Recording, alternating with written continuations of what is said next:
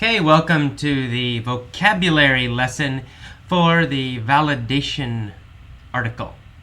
Let's get started. I'm not going to do all of the vocabulary, just some of the more frequent or more difficult words.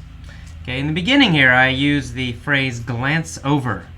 I'm narrating, I say, I glance over the test scores again. To glance over something is to look at it very quickly. Usually you would say, I glanced over the tests, I glanced over the article, I glanced over the letter. To glance is to look at something very quickly and then look away again. Okay? Next, I use the phrase drawn to in the next paragraph. I say, my eyes are drawn to two sets of numbers, two names. To be drawn to something means to be attracted to it. It means there's something about it, it makes you want to look at it. Makes you want to get closer to it. So drawn to means attracted to. All right. A little bit later, a couple paragraphs later, I use the word harangued. Harangue is a verb, to harangue. And in the sentence I say that my students actually followed the method I continually harangued the class about. So I was always haranguing my class about using input-based methods. And to harangue it's similar to the word nag, which we'll discuss later, but it means to say something again and again and again. It means you want someone to do something, and maybe they don't do it, so you tell them again and again and again. So I would harangue my class about using these methods. I would say, you need to listen to English every day. You need to listen to English every day. You need to listen to English every day. I'm trying to convince them. I'm trying to persuade them, and so I repeatedly tell them to do this again and again and again. That's called haranguing, or the verb is to harangue. All right, and then a little bit later in that paragraph, I use the adverb faithfully. I mentioned that one of these students, Kyung, joined the linguist and that she faithfully uses their system. To faithfully do something is to do it with a strong belief, with strong confidence. So you're not just doing it because someone tells you to do it. You're not just doing it with half an effort or with just a little bit of effort. It means you really believe what you're doing. You think it's a good thing and you really, really, really want to do it. So that's faithfully. So Kyung faithfully follows the linguist system. She's following it because she really believes it will work. And it does. All right, and then in that same paragraph, the next sentence, as a matter of fact, I mentioned that both students also read for fun, and that they mostly read easy materials, such as National Geographic for Kids, or adolescent novels. Adolescent is a certain age. It's the age before teenager. So teenagers, we usually say 15 years old, 16, 17, 18, 19. We describe people that age as teenagers. But people who are children, who are about 11, 12, 13, 14, in that age, that middle school age, we call them adolescents. Adolescents.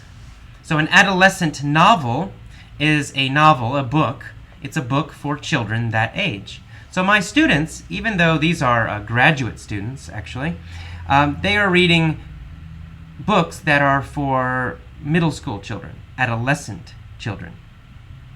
All right, in the next paragraph, I used the word jargon. I said, in TESOL jargon, these two students followed an input-based approach. Jargon, it means special vocabulary. It's special vocabulary for a certain job or a certain business or a certain field. For example, biology has certain jargon. Biologists know this vocabulary. Other people don't. Well, teachers also have jargon. In TESOL, which is teaching English to speakers of other languages, teaching English as a foreign language, teachers who do that, we have kind of a special vocabulary too. And so input-based approach, that's a kind of vocabulary that we use. Most English teachers understand what that means, but maybe people who are not English teachers don't know that. So jargon is the special vocabulary of a field or a certain job. Alrighty. Exceptional, of course, means special, amazing, great. All right, in that same next paragraph, I mentioned the bulk of their study time was spent reading and listening to understandable and interesting English materials. The bulk of means most of. So the bulk of their study time was spent reading and listening. Most of their study time was spent reading and listening. So the bulk of means most of. Alrighty then. Then on to the next page of the learning guide. You'll see a couple of similar words here. First is the word nag. I say, I always nag and cajole my students to focus on comprehensible input. To nag is quite similar to harangue, which I just told you about. If you nag someone, you tell them to do something again and again and again, usually because they're not doing it. The best example is a mother and her children. My mom would nag me about cleaning my room. AJ, clean your room. And I'd say, okay, Mom, okay. But I didn't do it. So then she would tell me again a few minutes later, AJ, clean your room. And a couple minutes later, AJ, clean your room. And then again, AJ, clean your room. AJ, clean your room. So she's nagging me, right? It's kind of like complaining again and again and again and again about something. And then in that same phrase, I use the word cajole, to cajole. Cajole means, again, to try to persuade someone. It's the idea of almost trying to push them to do something. So you're trying to convince them. You're begging them. Maybe you're pushing them a little bit. Do this, do this, do this, and you're trying to change their mind about something. That's cajole. So there's a little bit similar meaning there. Nag and cajole. And comprehensible input means understandable input. So what you have to listen to something you understand. If you don't understand it, you won't learn anything. You need to understand about 90% of it. So that's comprehensible. All right. In that same paragraph, you see the word quantitatively. That's a nice long word.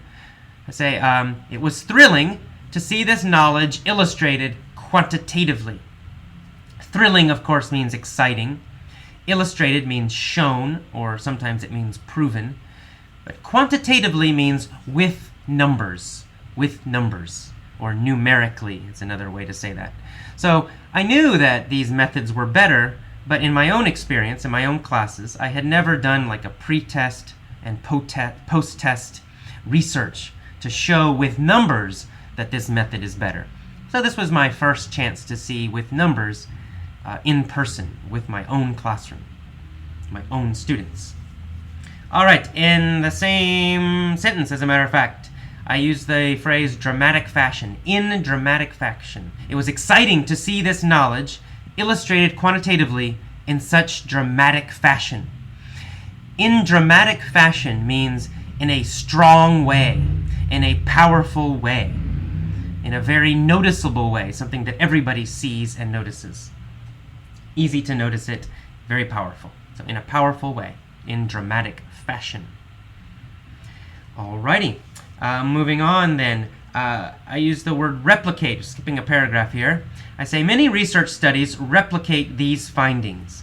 So I said this is not an isolated incident. An isolated incident means a special experience, something that doesn't usually happen. But this is not an isolated incident. This is a common incident. It's something that happens a lot. Many research studies find the same results. And I mentioned many research studies replicate these findings. Findings means results. Replicate means repeat or copy. And sometimes it can have both meanings together, to repeat and copy. So many research studies replicate these same results. They repeat these same results. When they study and compare input-based methods and analysis-based methods, the input-based methods always win, or 99% of the time. Okay, and then in the next paragraph, you'll see the word starkly. I say, I have never seen this phenomenon so starkly illustrated in person in a quantitative way. Starkly means in a strong and obvious way, in a strong and powerful way. So it's an adverb. Okay, in a strong, powerful way that's very obvious. Starkly also has the idea of obvious. Everyone sees it. And then I mention in a quantitative way. So the opposite, not the opposite, but another way, another kind of knowledge or proof is qualitative. Qualitative, well, there's an L in there. Qualitative means without numbers. So I have a lot of qualitative experiences. I can observe my students. I see that certain students usually do better. It's the ones who follow the input-based methods. But this time I have a quantitative proof. In other words, I have numbers, test scores, to prove what's happening. Okay, in the next paragraph, we use the word validation, which is also the title of this article. Say, these results are a small but powerful validation of my own teaching approach. Validation is proof or evidence that proves something is correct. So it means positive proof or positive evidence. It's something that proves you are correct or something is correct. In this case, my two students who improved so much faster, they are validation for my teaching methods or for input-based methods, not just my methods. Anyone can use these methods. In the same paragraph, I use the verb exhort. I say, and the methods I continually exhort my students to follow. Exhort is, again, has the idea of trying to persuade, trying to convince, trying to even sell. Okay, I exhort my students to follow an input-based methods. So it means I'm trying to convince my students. I tell them very strongly, you should do this. That's exhorting. All right. In the next paragraph, we see the word plea. I say, I now carry this plea to you. I now bring this plea to you. A plea is a request. It means I'm asking you to do something. A plea is actually a very strong request. So I'm saying, please, please, please do this. Please use an input-based method. Please don't analyze English. That is my plea. That is my strong request. And finally, at the end, you'll see the phrase rely on. Do not rely on textbooks. To rely on something is to depend on it. It's to use it too much. So do not use textbooks too much. Do not rely on textbooks. Do not depend on textbooks. Textbooks are not very good. Okay, that's it for today's vocabulary lesson for the validation podcast.